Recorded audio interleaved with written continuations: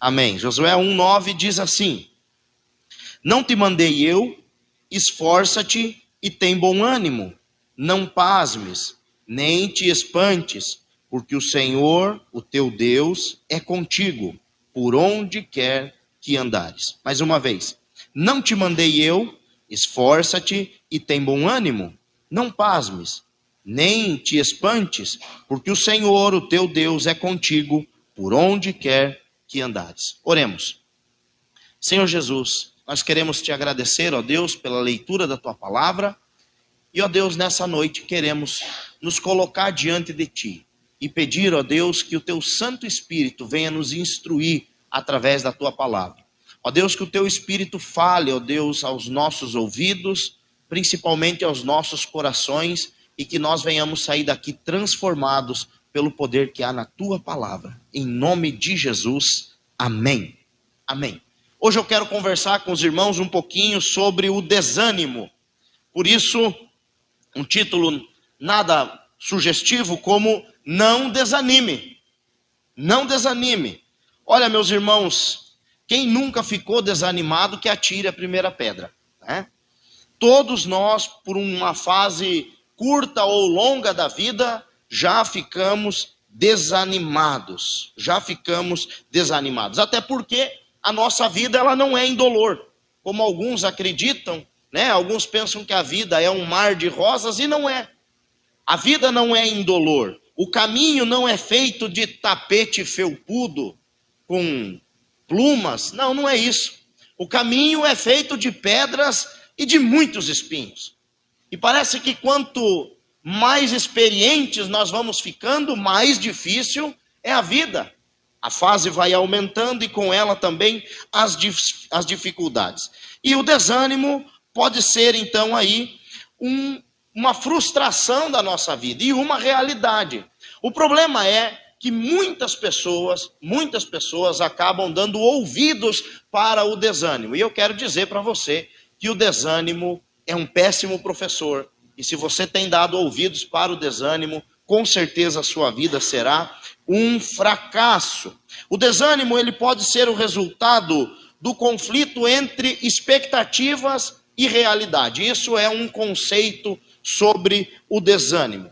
E parece que todas as vezes que acontece algo fora daquilo que nós planejamos, nós ficamos desanimados, porque nós estamos sempre com os nossos olhos voltados no aqui e no agora. Então, quando as nossas expectativas se chocam com a realidade, nós ficamos muitas vezes desanimados. Um acontecimento que parece diminuir as chances das expectativas nos desanimam.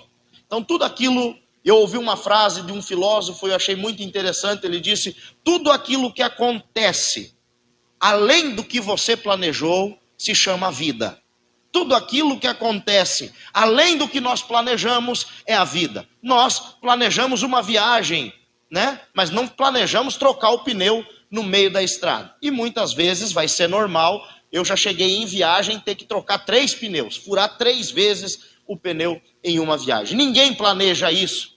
Ninguém planeja o acaso, mas essas frustrações também fazem parte da vida. O desânimo, então, é um estado de quem pensa que não vai conseguir. Esse é outro conceito de desânimo. De quem já desistiu. Quem acredita que não vai mais vencer, já desanimou. E muitas são as causas pelas quais nós podemos ficar desanimados. Eu pontuei algumas que eu acredito serem principais, mas não são só essas, existem muitas outras. Em primeiro lugar, existem causas naturais, como por exemplo uma doença ou um desequilíbrio hormonal.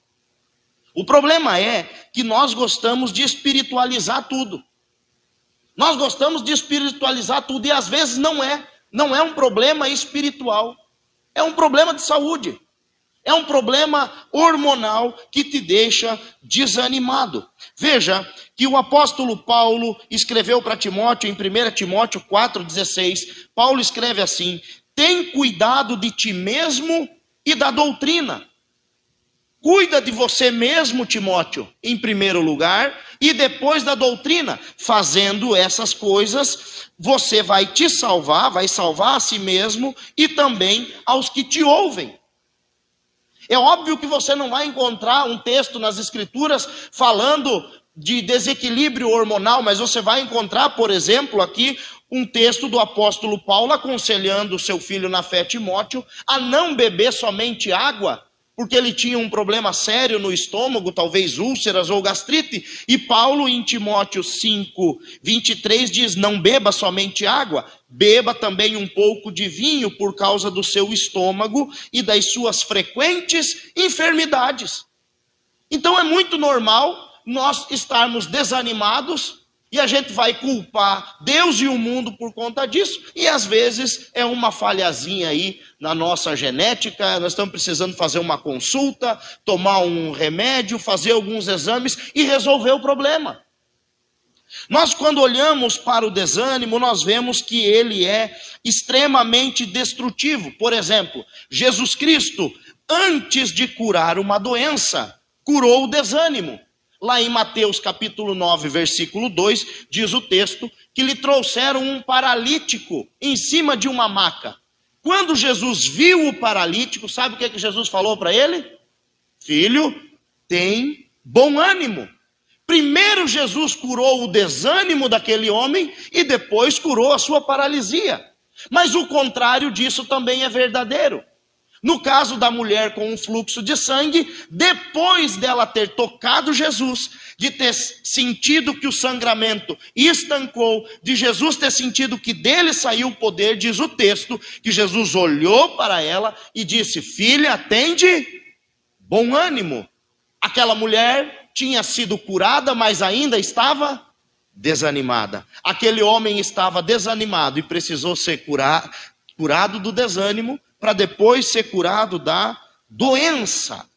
Oh, meus irmãos, quantas pessoas que nós conhecemos, que vivem grandes milagres, mas continuam andando cabisbaixos, desanimados, como se nada tivesse acontecido.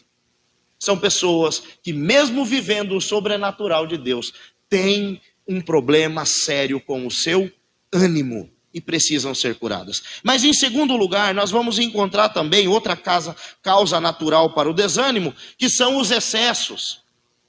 E talvez você esteja incluído nesse grupo, no grupo de pessoas que querem abraçar todas as oportunidades. Falando em um provérbio popular, quer dar o passo maior do que a própria perna. E não desperdiça nenhuma oportunidade, quer estar envolvido com tudo. E essas pessoas acabam desanimadas porque se sobrecarregam.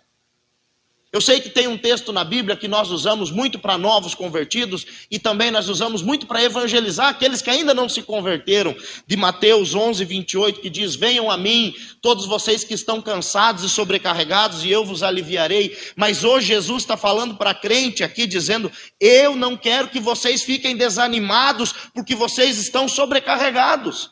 Venham a mim e vocês vão encontrar descanso e alívio para as suas almas. Em terceiro lugar, o seu desânimo pode ter sido causado por uma palavra negativa que você ouviu de alguém. Nós temos o péssimo hábito de dar mais informações para os outros do que eles nos pediram. Nós temos o péssimo hábito. E isso causa algo que não seria o normal, mas infelizmente você dá munição para outra pessoa ter inveja de você. Quando você fala demais da sua vida, quando você conta demais os seus planos, quando você fala muito para alguém, para algum determinado tipo de pessoas, você municia essa pessoa para que ela sinta inveja de você. E quantos aqui já não passaram por isso? Eu vou fazer tal coisa.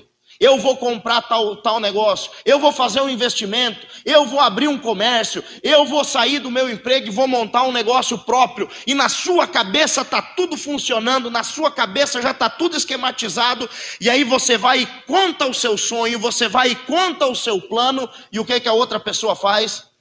Joga um balde de água fria e diz, não vai dar certo. Não, você não é capaz. Meu Deus do céu, você vai largar o teu emprego para montar uma empresa, você vai quebrar. Você não tem capacidade. Não adianta você tentar comprar, é muito caro para você, você não vai dar conta de pagar. E aí você fica desanimado. Por quê? Porque você tem uma boca muito grande e conta demais os seus planos. A Bíblia nos orienta, Provérbios 16:3, consagre ao Senhor tudo o que você faz e os seus planos serão bem-sucedidos. Consagre ao Senhor tudo o que você faz. Para de ficar consagrando para as outras pessoas. Para de ficar buscando a aprovação dos outros.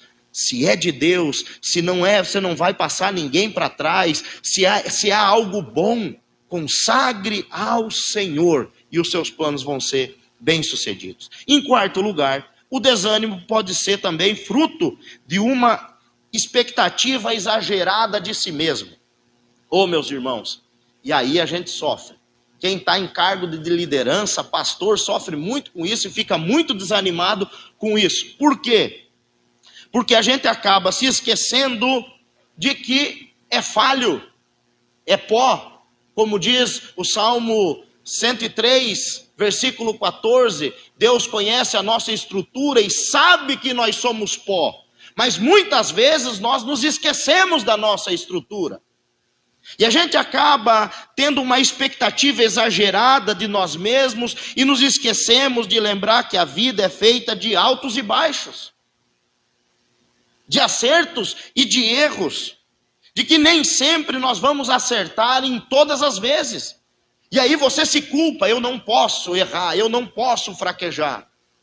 E existem pessoas que estão desmotivadas, cabisbaixas, porque tem uma expectativa muito exagerada de si. É óbvio que nós devemos ter a motivação de acertar. Ninguém deve sair de casa com esse pensamento, eu vou sair para fazer o mal para alguém, eu vou sair para fazer algo negativo, para pecar. Não é isso que eu estou dizendo. Nós devemos ter essa motivação de acertar, mas muitas vezes, Deus vai nos tratar na nossa queda. Na nossa queda. Quem aqui acredita que Pedro queria negar Jesus? Quem aqui pensa que Pedro, quando disse para o Senhor no jardim do Getsemane, eu vou contigo se preciso for até a morte? É óbvio que Pedro estava sendo sincero quando ele falou isso. É tanto que de todos os discípulos, Pedro foi o único que de longe seguiu Jesus. Ele foi até a casa do sumo sacerdote e lá ficou próximo da fogueira. Agora o problema é que o amor de Pedro ainda não era maduro o suficiente. Pedro tinha uma alta expectativa, uma expectativa exagerada dele mesmo. E ele precisou cair. Ele precisou ver que aquilo que ele pensava de si mesmo, que ele não era tão bom quanto ele pensava. Para lá na frente, Pedro ter um encontro com Jesus, o Cristo ressurreto, e ser questionado também 3 vezes: Pedro, tu me amas? Muitas vezes nós estamos desanimados, porque criamos uma expectativa exagerada de nós mesmos. Mas em quinto lugar, muitas pessoas estão desanimadas pelas crises e dificuldades que enfrentam na vida.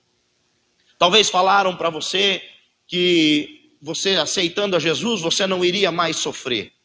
E a verdade é que se você tem Cristo no seu coração, se você é um eleito de Deus, você não vai sofrer eternamente. Você vai viver eternamente ao lado do Pai. Mas nesse mundo, o próprio Cristo que nos salva disse: nesse mundo vocês terão aflições.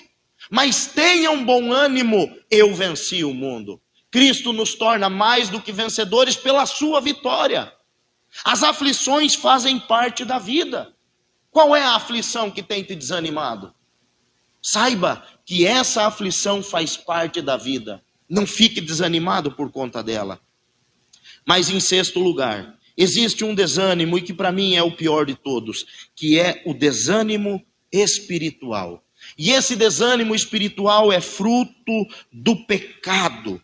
Existem pessoas que estão desanimadas porque vivem refém do pecado. Vivem sendo esbofeteadas pelo pecado, afrontadas dia e noite pelo pecado.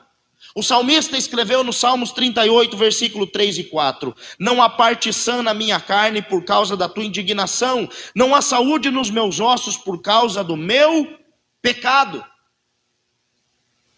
O salmista sabia, e aqui ele vai parafrasear, ele vai dizer: há uma doença terrível sobre mim, e ele não está falando de algo literal, mas diz: eu estou me sentindo no fundo do poço. Versículo 4: pois já se elevam acima da minha cabeça as minhas iniquidades, como fardos pesados excedem as minhas forças.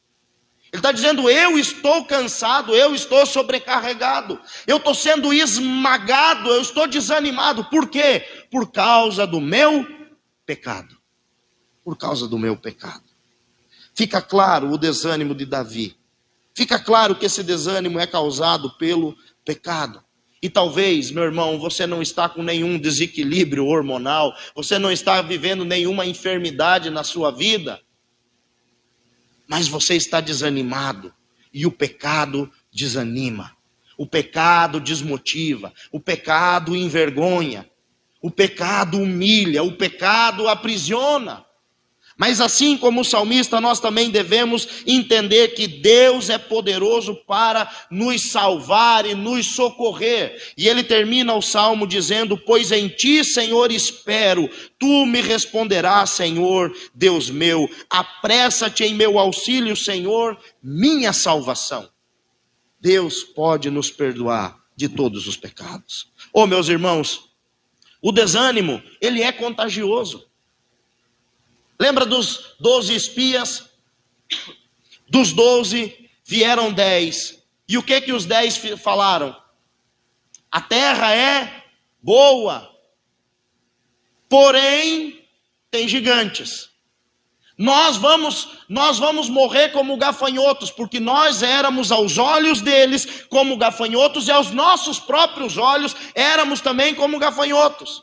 Mais do que gigantes, lá tinham homens de guerra preparados para a batalha. O exército deles era mais numeroso do que o nosso, e as cidades deles eram fortificadas.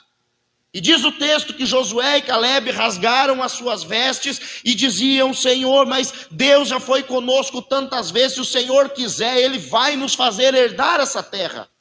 Mas aqueles 10 homens influenciaram uma nação inteira ao desânimo e não a obedecer ao Senhor. Vocês imaginem se 10 homens, o cálculo que a gente faz é de aproximadamente 2 milhões de pessoas que saíram do Egito. 10 homens influenciaram negativamente toda uma geração. Deus ficou tão irado, diz o texto lá de Números capítulo 13 e 14, que a vontade dele era de matar toda aquela geração, todo aquele povo, naquele exato momento. E Moisés então intercedeu, dizendo: Senhor, tem piedade deles. Números capítulo 14, tem piedade deles, Senhor. Mas aqueles homens eram tão perversos que eles começaram a questionar, dizendo: Deus nos tirou do Egito para nos fazer morrer aqui. Seria muito melhor que nós elegêssemos um outro líder e voltássemos para o Egito. Mais do que isso, aqueles homens queriam apedrejar Josué e Caleb, porque eles estavam animados. E aí Deus disse: eu vou destruir esse povo. Moisés intercedeu, interpelou, e o Senhor respondeu dizendo: conforme você me pediu, eu perdoei. Porém, tão certo como eu vivo, e como toda a terra se encherá da glória do Senhor, nenhum dos homens que viram a minha glória e os prodígios que eu fiz no Egito e no deserto, e mesmo assim me puseram à prova já 10 vezes, e não obedeceram a minha voz, nenhum deles verá a terra que com juramento prometi aos seus pais. 10 homens desanimaram uma nação inteira. Imagine o que 3, 4, 5, 1, 2 pessoas desanimados fazem dentro de uma igreja com 100 membros. Se 10 homens influenciaram negativamente uma nação inteira, e a consequência foi de que todos aqueles que saíram do Egito, só dois daquela geração entraram na terra prometida. Números 32, versículo 12. Somente Calebe, filho de Jefoné, o quenezeu, e Josué, filho de Num, verão a terra, porque seguiram o Senhor com fidelidade. Oh, meus irmãos, o desânimo é contagiante. Como é ruim ficar do lado de uma pessoa desanimada. Como é difícil conviver com pessoas desanimadas. Uma pessoa desanimada é uma pessoa pessimista. Uma pessoa pessimista é alguém que desiste antes mesmo de tentar. É óbvio, é muito cômodo ser pessimista. É muito cômodo ser desanimado. Porque para você ser proativo é necessário você arriscar, fazer, se movimentar, sair da inércia, bolar um plano, planejar, fazer alguma coisa. Mas para ser desanimado não. É só dizer que não vai dar certo. O desânimo não é algo que vem de Deus, muito pelo contrário, ele é um sentimento maligno que invade os nossos corações. Deus não quer um povo desanimado, mas um povo forte e cheio de bom ânimo. É isso que Deus quer. Deus, ele é totalmente contra o desânimo. Deus é completamente contra o desânimo. Até porque uma pessoa desanimada é uma tragédia. E eu quero aqui dar dois exemplos. Aliás, um exemplo de duas pessoas diferentes. Elas viveram em tempos diferentes, não se conheceram. Barzilai e Calebe. Se você quiser descobrir um pouquinho mais sobre eles, você pode anotar aí os textos de 2 Samuel 19, do 32 em diante. Você vai encontrar essa personalidade chamando Barzilai. Um homem já velho em idade, diz o texto, mas era muito rico. Ele tinha 80 anos de idade e havia sustentado o rei Davi quando ele estava em Maanaim. Mas agora Deus honrou Davi e Davi está voltando para Jerusalém. E Davi, porque foi honrado por Barzilai, chega para ele e diz: passa junto comigo o Jordão. Você me sustentou, você sustentou o meu exército, você foi fiel comigo, você foi um amigo quando eu precisei. Agora eu quero te honrar, você vai ir morar comigo no palácio. E o Barzilai olhou para Davi e disse o seguinte: estou muito velho, Davi. Eu tenho 80 anos. Quantos dias mais você acha que eu tenho? Quantos anos mais você acha que eu vou viver? Davi, se uma cantora ou um cantor canta, os meus ouvidos estão fracos que eu nem sei distinguir se é um homem ou uma mulher. Eu não sei mais distinguir nem o gosto da comida, minha vista está cansada. Eu não quero ir com você, Davi. Eu vou até caminhar um pouquinho junto contigo, mas não vou atravessar o Jordão. Eu quero ficar aqui e morrer na minha cidade e ser sepultado no cemitério onde estão meus pais. Davi aprovou essa ideia, abraçou, beijou seu amigo e se despediu. Mas em contrapartida nós vamos encontrar outra personalidade chamada Calebe. E Calebe tem 5 anos a mais do que Barzilai. Calebe tem 85 anos de idade. E ele chega para Josué e fala: o negócio é o seguinte, Josué. Você lembra lá em Cades Barneia quando Deus falou que ele iria me honrar com esse monte? Talvez nessa hora Josué deu uma olhada meio assim, dando aquela risadinha, falando: mas com 85 anos tu quer brigar ainda? E ele disse o quê?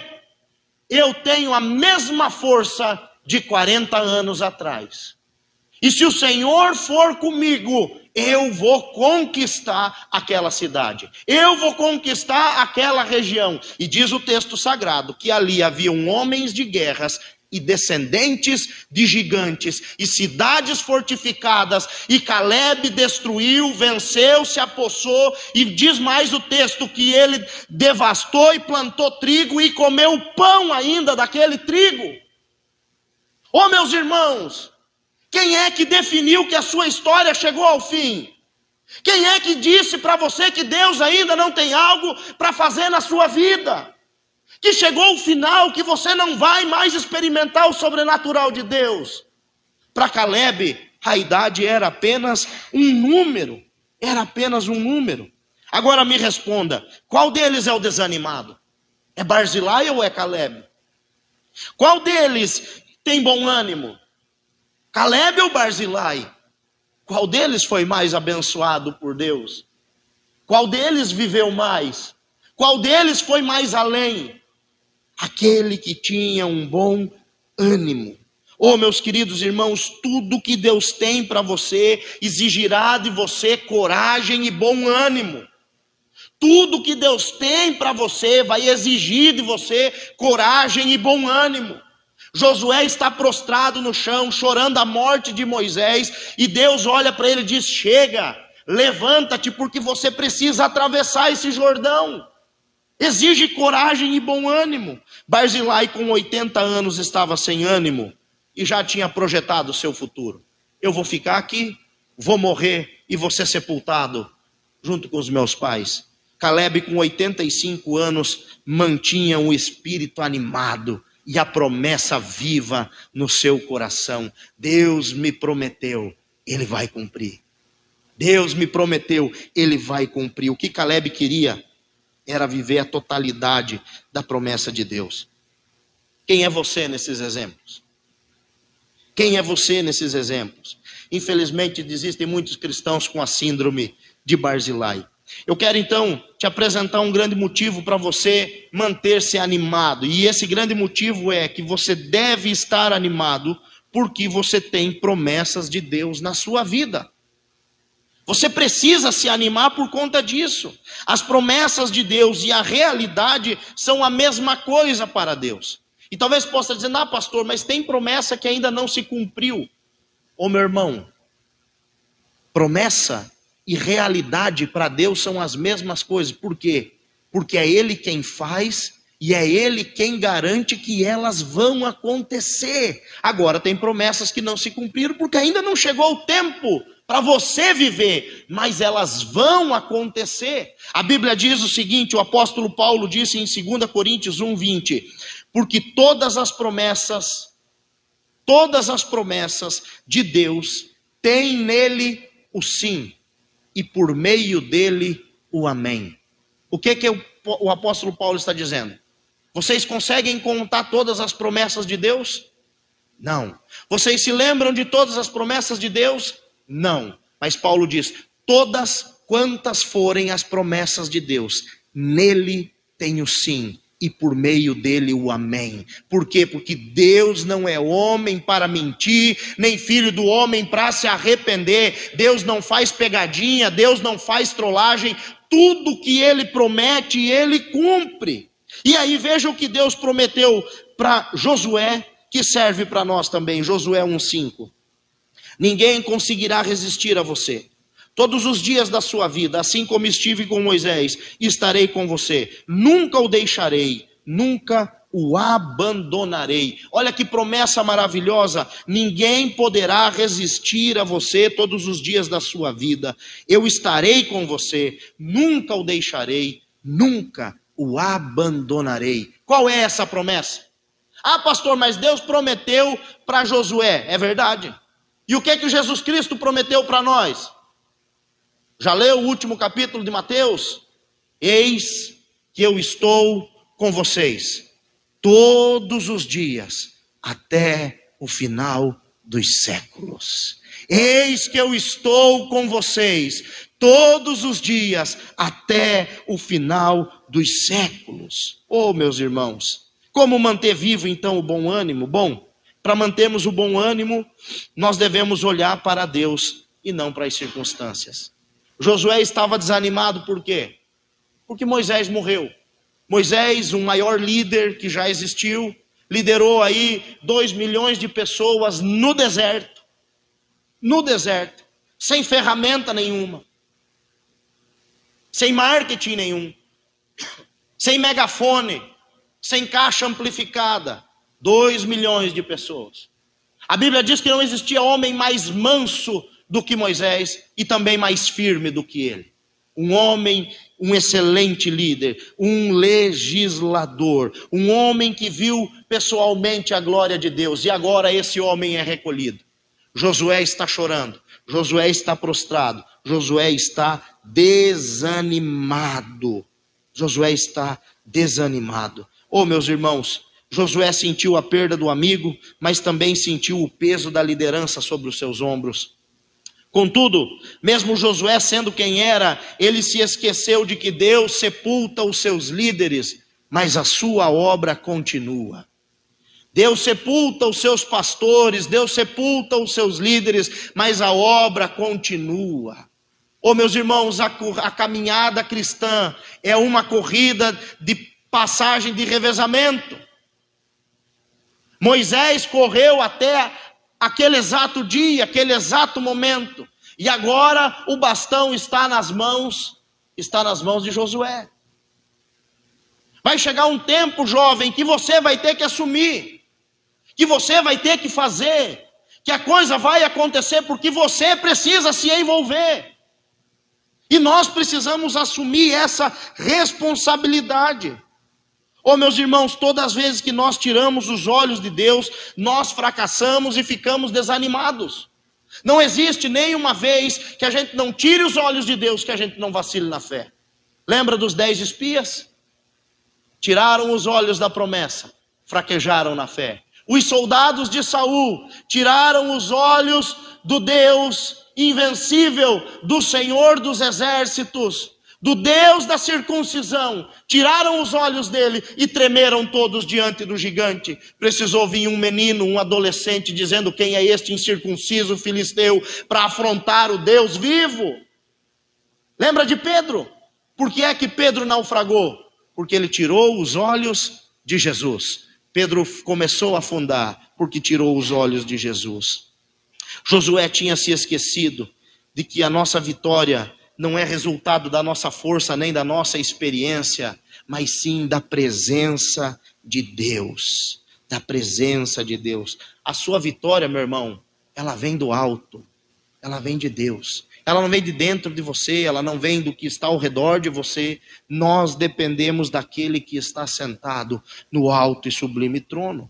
Por esse motivo, Deus então vai repetir 3 vezes para Josué: seja forte e corajoso, versículo 6, seja forte e muito corajoso, versículo 7, seja forte e corajoso, não se apavore nem se desanime, versículo 9. Oh, meus irmãos, eu refletindo nesse texto, essa semana, e aí eu parei e pensei: Deus criou tudo o que existe pelo poder do quê? Fala alto: pelo poder da sua palavra. Um Deus que cria tudo o que existe pelo poder da sua palavra é um Deus que não desperdiça palavras. E aqui, em poucos versículos, talvez podemos dizer em 9 versículos, do 1 ao 9, Deus repete 3 vezes: seja forte e corajoso, não desanime. Seja forte e corajoso, não desanime. Um Deus que criou tudo pelo poder da sua palavra. O profeta Isaías escreveu o seguinte, Isaías 55, versículo 10 e 11: porque assim como a chuva e a neve descem dos céus e para lá não voltam, sem que primeiro reguem a terra e a fecundem e a façam brotar para dar semente ao semeador e pão ao que come, assim será a palavra que sair da minha boca. Não voltará para mim vazia, mas fará o que me apraz e prosperará naquilo que a designei. Eu sei que existe uma corrente teológica aí, da confissão positiva, que diz que a sua palavra tem poder. Ô meu irmão, se a sua palavra tivesse poder, todo mundo aqui, ou 99%, já teria ganhado na Mega Sena. Não adianta você baixar os olhos, porque eu sei que você já falou isso. Ah, se eu ganhasse, como eu queria ganhar na Mega Sena, né? E por que é que não ganhou? Porque a sua palavra não tem poder. A sua palavra não tem poder. Chega em casa para o seu cachorro e determina para ele, ao invés de você falar uau, chama Zé. Fala Zé, cachorro. Determina para ele, para ver se ele vai obedecer. E ele não vai obedecer. E foi implantado na nossa cabeça que a nossa palavra tem poder. Então logo tudo que eu penso acontece, se materializa. Não. O texto sagrado diz que a palavra de Deus, ela não volta vazia. Aquilo que Deus determinou é como a chuva que desce sobre a terra, rega a terra e a terra produz fruto. Assim é a minha palavra. Não é a sua e nem a minha, é a dele, que não volta vazia. E esse Deus que tem essa autoridade no falar, está dizendo para você hoje: não desanime, não desanime, seja forte, seja corajoso. Mas, ó meus irmãos, por que é que nós devemos ter força e coragem? E aí o texto diz que nós lemos: porque a nossa vitória está garantida, não pela nossa força, mas pela presença de Deus. Versículo 9, não tenha medo, nem fique assustado, porque o Senhor, seu Deus, estará com você, por onde quer que você andar.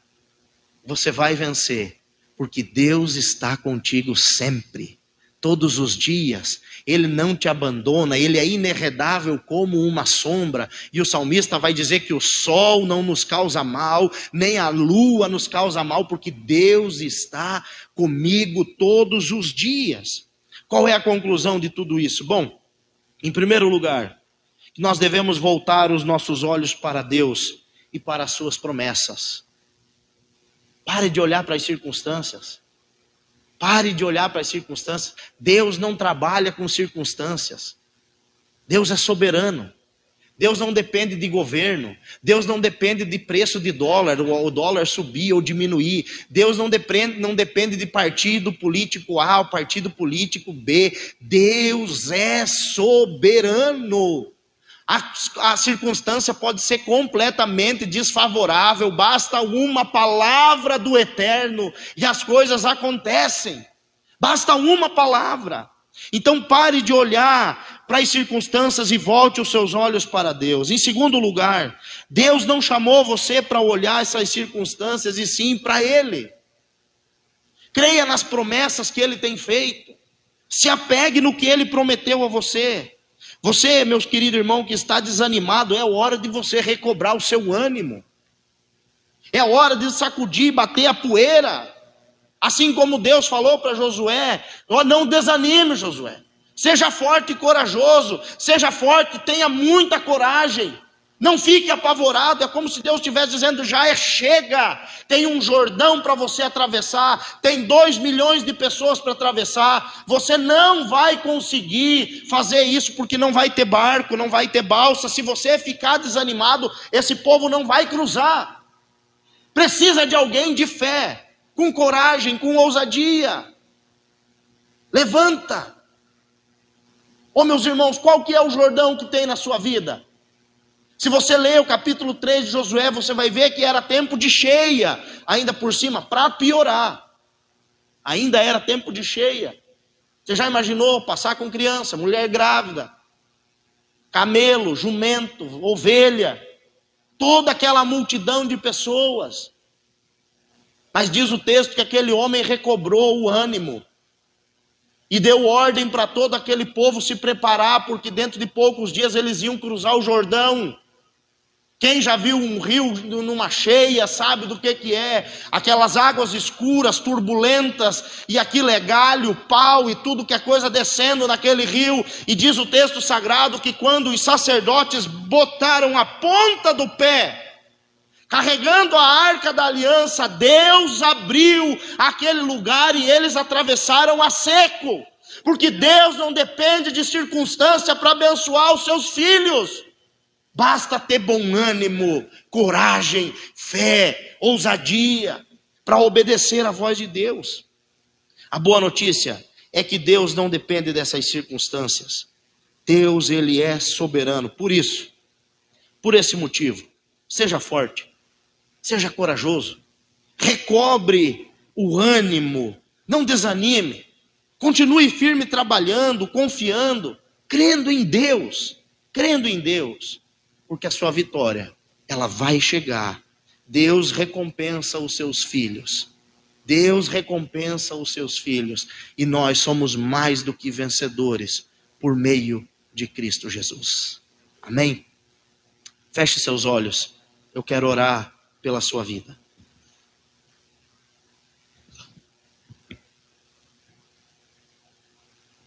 Maravilhoso Deus e Pai, louvado e engrandecido seja o teu santo e poderoso nome. Na tua presença, meu Deus, nós estamos. E aqui, meu Pai, queremos, ó Deus, nos apresentar a Ti. Ó Deus, visita os corações que estão desanimados.